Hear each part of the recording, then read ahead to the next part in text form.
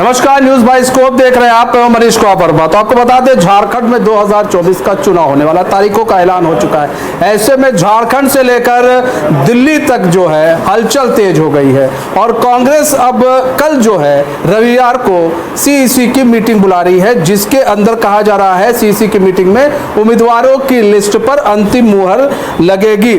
तो कल दिल्ली में सीईसी की बैठक होगी, जिसमें उम्मीदवारों की लिस्ट पर अंतिम मुहर लगेगी। उसके बाद लिस्ट को जारी किया जाएगा। तो कल जो है सीईसी की मीटिंग है कांग्रेस की। ऐसे में उस मीटिंग में कई बड़े जो नेता है वो मौजूद रहेंगे, झारखंड के भी नेता मौजूद रहेंगे, लिस्ट लेकर मौजूद रहेंगे वहाँ पर। सीईसी की मीटिंग में उम्मीदवारों की लिस्ट जाएगी। इस दौरान उन उम्मीदवारों की जो लिस्ट है उस पर मुहर लगेगी जिनको जिनको टिकट दिया जाना है। ऐसे में दिल्ली से हमारे संवाददाता दीपक जुड़ चुके हैं पूरी जानकारी के साथ लाइव। दीपक, कल सीईसी की मीटिंग है झारखंड चुनाव को लेकर, कांग्रेस कार्यालय में कल सीईसी की मीटिंग है। कितनी महत्वपूर्ण ये मीटिंग है और लग रहा है कि कल उम्मीदवारों की लिस्ट पर अंतिम मुहर जो है कांग्रेस के जो वरिष्ठ लीडर है वो लगा देंगे। देखिए, एक बात मैं कहना चाहूंगा मनीष की कांग्रेस के अंदर जो है लगातार सूची को लेकर मंथन चल रहा है। कांग्रेस के कई बड़े नेता जो है वो रांची भी पहुंचे। रांची के अंदर भी मंथन हुआ, चाहे प्रदेश अध्यक्ष की बात करें, प्रभारी की बात करें, सह प्रभारी की बात करें, तमाम वो जो दिग्गज नेता जो झारखंड देख रहे हैं वो सभी नेता जो है वो रांची पहुंचे। तारिक अनवर जिनको पर्यवेक्षक बनाया गया था वो भी रांची पहुंचे और ये कहा जा रहा था कि कहीं ना कहीं झारखंड चुनाव जो है वो रांची में जो मंथन होगा वहीं से सूची को जारी भी किया जा सकता है। लेकिन एक खबर बीच में सामने ये भी निकल के आ रही है कि तमाम स्क्रीनिंग के बाद, तमाम कांग्रेस के अंदर अब मंथन करने के बाद कल रविवार का चूंकि दिन है, कल जो है कांग्रेस के अंदर सीईसी की बैठक होने वाली है। ये कोर कमेटी की बैठक काफी महत्वपूर्ण है क्योंकि झारखंड के अंदर कांग्रेस को अपने पैर जमाने हैं और जिस तरीके से स्थिति चीजें खराब है वो कहीं ना कहीं बेहतर करने की जो लगातार कोशिश इस बार झारखंड में कांग्रेस की होगी। और कल कोर कमेटी की जब ये बैठक होगी तो उसमें तमाम उन उम्मीदवारों के बारे में बातचीत की जाएगी जिस पे कांग्रेस भरोसा जता रही है जो कि चुनावी मैदान में आगे होंगे। तो ये कई मायनों से क्योंकि बहुत अहम हो जाता है मनीष, क्योंकि भारतीय जनता पार्टी की सीईसी की बैठक और तमाम उम्मीदवारों के सामने कांग्रेस अपने किन उम्मीदवारों को खड़ा करेगी जिस पर जो जनता है वो भरोसा जताएगी और झारखंड के जो चुनावी मैदान है उसको फतेह करके वापस लाएगी। जी देखिए, इन सब चीज़ के बीच में एक चीज़ और है दीपक, देखने को मिला कि जो एनडीए है, एनडीए फोल्डर ने सीट शेयरिंग को लेकर सारी कुछ साफ कर दिया। कल उन्होंने बता दिया किसको कितनी सीटें मिलेगी, लेकिन अभी जो है इंडिया अलायंस स्पष्ट नहीं कर पा रहा है किसी चीज़ को लेकर। कहा तो ये जा रहा है कि नहीं सब कुछ ठीक है, लेकिन क्या सब कुछ ठीक है? अगर सब कुछ ठीक है तो इंडिया अलायंस की तरफ से सीट शेयरिंग को लेकर क्यों नहीं बात सामने आ रही है कि किसको कितनी सीटें दी जाएगी, किसको कितनी सीटें मिल रही, कांग्रेस को कितनी सीटें देगी जेएमएम, आरजेडी को जेएमएम कितनी सीटें दी गई और जेएमएम खुद कितनी सीटों पर चुनाव लड़ेगी। देखिए मनीष, इस तमाम चीजों को समझना होगा हमें कि आखिरकार क्यों, चाहे वो बीजेपी की भी हम बात करें या कांग्रेस की बात करें, जेएमएम की बात करें, क्यों अभी तक सूची जारी नहीं कर पाए। दूसरी ओर भी आप देख लें तो भारतीय जनता पार्टी भी अभी तक सूची जारी नहीं किया है। हालांकि वो लगातार ये कह रहे हैं कि सब कुछ बिल्कुल सामान्य स्तर पर चल रहा है, आंसू के साथ उनकी जो चीजें वो भी ठीक है, लेकिन कांग्रेस। दीपक, आपसे कि एनडीए ने ये तो तय कर दिया कि वो कितने सीटों पर चुनाव लड़ेगी और सीटों का बंटवारा कर दिया है। तो ऐसे में सीटों का बंटवारा जब एनडीए की तरफ से हो गया है, इंडिया अलायंस इतनी देर क्यों कर रहा है? क्या कांग्रेस पर अब उतना जो एक फेथ होता है जेएमएम को, उतना फेथ नहीं है हरियाणा चुनाव के बाद से? देखिए ऐसा बिल्कुल नहीं है कि फेथ नहीं है, क्योंकि झारखंड का चुनाव अलग है और जेएमएम के साथ जिस तरीके से कांग्रेस का गठबंधन और सरकार उन्होंने चलाई, इस पे कहीं भी ये स्थिति नहीं बनती है कि विश्वास नहीं है। लेकिन हरियाणा चुनाव से, जैसा आपने कहा कि हरियाणा चुनाव में जिस तरीके से कांग्रेस कह रही थी कि इस बार हरियाणा को फतह करके लेके आएगी, तो कहीं उसी तरह का जो पूरा चेहरा है, पूरी तस्वीर है वो झारखंड के अंदर ना हो।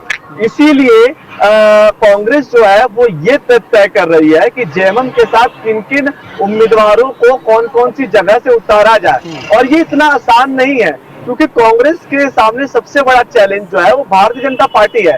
आप देखिए कि भारतीय जनता पार्टी के तमाम जो स्टार प्रचारक थे वो किस तरीके से झारखंड में अपने प्रचार करते हुए नजर आए, लेकिन कांग्रेस से अभी उस तरीके की तस्वीर निकलकर सामने नहीं आई। महिला कांग्रेस के अध्यक्ष जो है अलका लांबा वो लगातार रांची पहुंची, उसके साथ साथ आज राहुल गांधी भी रांची वहां पहुंचे हैं। लेकिन सबसे बड़ी बात यह है कि जिन उम्मीदवारों पे कांग्रेस विश्वास जताएगी उनके अंदर कितनी ताकत है कि वो जो मैदान जो कि बीजेपी के लिए नाक का सवाल है, एक बड़ा रन है, उसको जीतना कितना आसान है। और इसी पे लगातार मंथन है। देखिए रांची में भी लगातार मंथन हो रहा है, और कल सीसी की बैठक जब दिल्ली में भी अगर होगी तो उस वहां पे भी यही बैठक होगा। तो लेकिन ये माना जा रहा है मनीष कि कल अंतिम मुहर नामों पर लग जाएगी, क्योंकि चीजें इतनी स्थिर नहीं है जितनी लग रही है। झारखंड का चुनाव इस बार बहुत अहम है सब तमाम पार्टियों के लिए। जी बहुत अहम है, और सबसे बड़ी चीज़ है इस बार रसाकशी भी बहुत ज़्यादा है। इस बार ये कहना बड़ा जल्दबाजी होगा कि जो है किस पक्ष पर जा रहा है, क्योंकि दोनों इस वक्त इक्वल लग रहे हैं। एनडीए अलायंस की बात कर लें चाहे एनडीए फोल्डर की बात कर लें, दोनों ही इक्वल हैं इस वक्त चुनावी मैदान में। कोशिश दोनों ही तरफ से जारी है कि किसी तरह भी इस रण को जीता जाए, लेकिन रण को जीतने के लिए जो एक स्ट्रेटजी है वो स्ट्रेटजी तब आप तभी बनाओगे ना जब आप तैयार हो जाओगे। अभी आपने तो ये घोषणा नहीं की आप कितने सीटों पे लड़ोगे। अभी अगर आप उसको लेकर भी 1-2 दिन लगा देंगे तो 1-2 दिन आपका पीछे चला गया, बैक चला गया। उसके बाद फिर उसके बाद आप तैयारी पर उतरेंगे। तो ऐसे में बीजेपी कहीं ना कहीं अभी फ्रंट फुट पर खेलते हुए नजर आ रही है इंडिया अलायंस की अपेक्षा। देखिए ऐसा नहीं है मनीष, अभी आपको ये समझना, हम सबको ये समझना बहुत जरूरी है कि इस समय जो वर्तमान की स्थिति की जो सरकार है उसमें कांग्रेस और जेएमएम दोनों हैं। तो ये दोनों भली भांति जानती है कि झारखंड की जनता को क्या चाहिए। भारतीय जनता पार्टी और एनडीए अलायंस जो है वो सत्ता से काफी दूर है, उसके लिए कड़ी चुनौती है। क्योंकि देखिए जीतने वाले कांग्रेस और जेएमएम है जिन्होंने सरकार भी बनाई है, तो इतनी चुनौती नहीं है। चुनौती यहाँ पे ये है कि जो लीडर्स हैं, चाहे वो कांग्रेस की जिन्होंने फेरबदल करके भारतीय जनता पार्टी में आए, जो बीजेपी से कांग्रेस में गए, जेएमएम के कांग्रेस में आए, या जेएमएम से सॉरी भारतीय जनता पार्टी में आए, भारतीय जनता पार्टी के जेएमएम में चले गए। ये जो फेरबदल हुआ है, ये जो समीकरण जो बदले हैं, इस समीकरण को बिठाने की जो कवायद है वो कहीं ना कहीं कांग्रेस पार्टी और जेएमएम के अंदर चल रही है। जेएमएम लगातार ये कह रही है कि हमारी तमाम योजना जो है वो जनता तक पहुंच रही है, चाहे वो मैया सम्मान योजना की हम बात कर लें, चाहे वो जल जमीन जंगल की अगर बात कर लें, ये तमाम उन चीजों की बात करें। भारतीय जनता पार्टी ने एक मुद्दा उठाया हुआ है घुसपैठ का, जो कि लगातार हेमंत बिश्व शर्मा ने लगातार जेएमएम को जो है आरोप लगाते हुए उन्होंने कहा कि कहीं ना कहीं जेएमएम इसकी सबसे बड़ा मुख्य कारण है।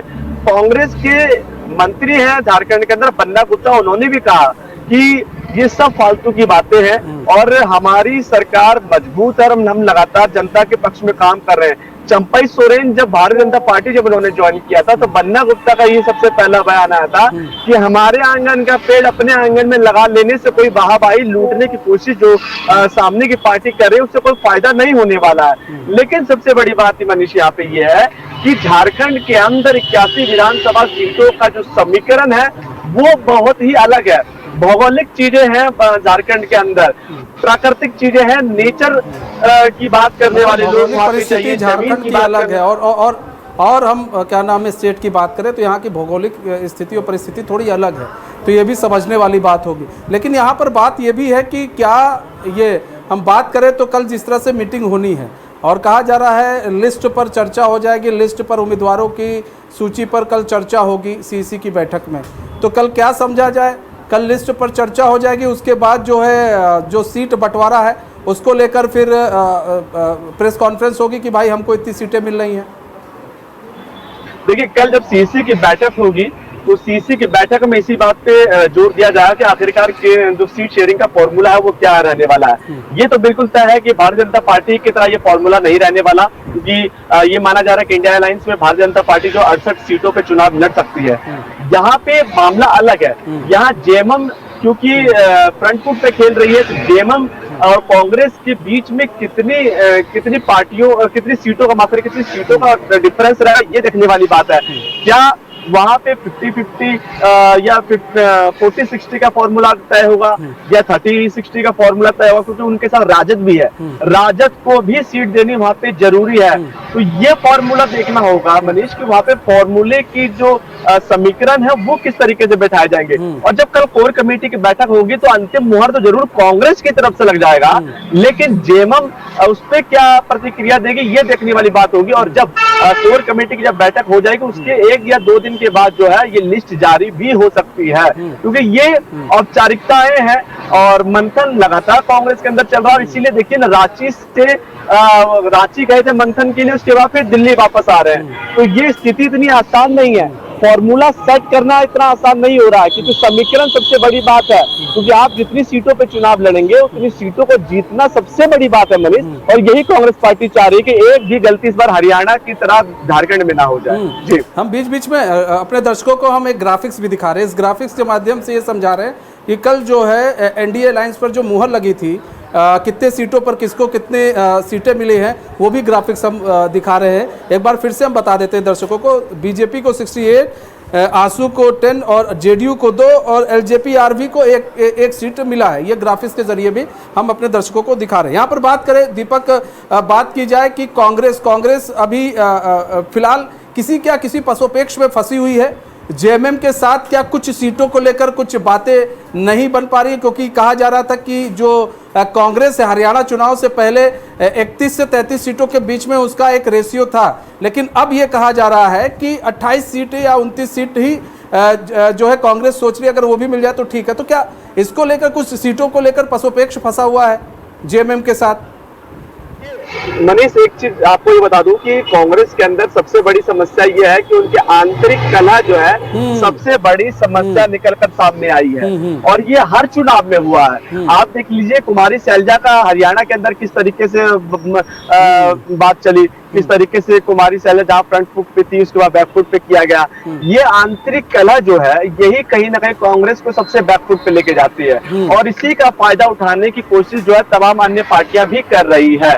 हरियाणा की तस्वीर से ये साफ नजर आ जाता है कि भारतीय जनता पार्टी चाहे वो बैकफुट पे क्यों ना हो, लेकिन फ्रंट फुट पे आने की जो चीजें हैं उसमें कोई कसर वो नहीं छोड़ती है। कांग्रेस के अंदर ये सबसे बड़ी समस्या हो जाती है।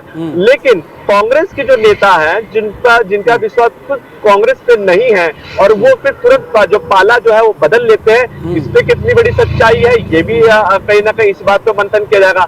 यहाँ पे उम्मीदवारों के नामों पर मंथन नहीं है, यहाँ पे आपने आंतरिक कला अगर कोई चीज तरीके है उसका मंथन आपको करना होगा। चिंतन इस बात का करना होगा कि जो आप चाहे चुनाव लड़ा रहे हैं उस चुनाव पे आपके प्रत्याशी कितने मजबूत हैं, किस तरीके से वो कांग्रेस को आगे लेके जाते हैं। सबसे बड़ी बात झारखंड के अंदर यहाँ है।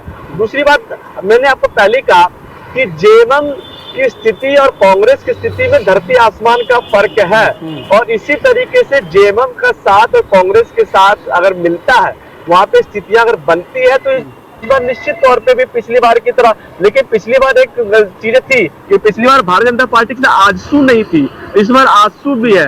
और जो फॉर्मूला सेट एनडीए अलायंस ने किया है 68, 10, 2 और 1, 22 को लगातार कह रहा था कि आजसू को कहीं ना कहीं 9 से 10 सीट जो है वो मिल सकते हैं, और यही कयास लगातार हम लगा भी रहे हैं। लेकिन जब सूची आएगी तब देखेंगे कि हाँ किन किन सीटों पर कितने सीट का फॉर्मूला तय हुआ। अच्छा, एक चीज़ और है यहाँ पर देखिए, यहाँ पर ये भी एक चीज़ हमको समझना पड़ेगा कि जिस तरह से एक चीज़ है कि अंतरकलह की बात हो रही है कि कांग्रेस को कई राज्यों में जो कांग्रेस की हार होती है उसकी अंतरकलह सबसे बड़ा वजह होती है कांग्रेस की हार की, और अक्सर देखा जाता है, कई चुनाव में देखा जाता है, हरियाणा में भी देखा गया, यूपी में भी जब चुनाव होते हैं तो अंतरकलह होती है।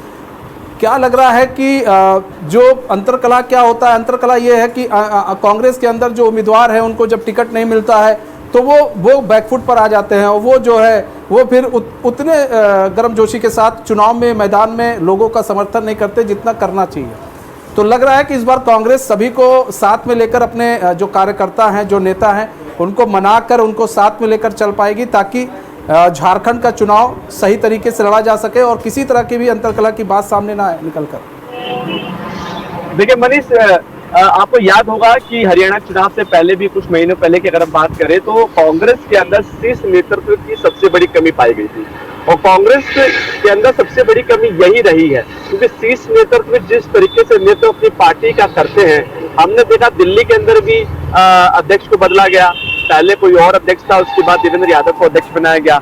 कांग्रेस के अंदर भी महिला अध्यक्ष कोई और थी, फिर उसके बाद अलका लांबा को लाया गया। अलका लांबा खुद एक बहुत मजबूत लीडी है, एक अच्छा उनकी राजनीति का करियर रहा है।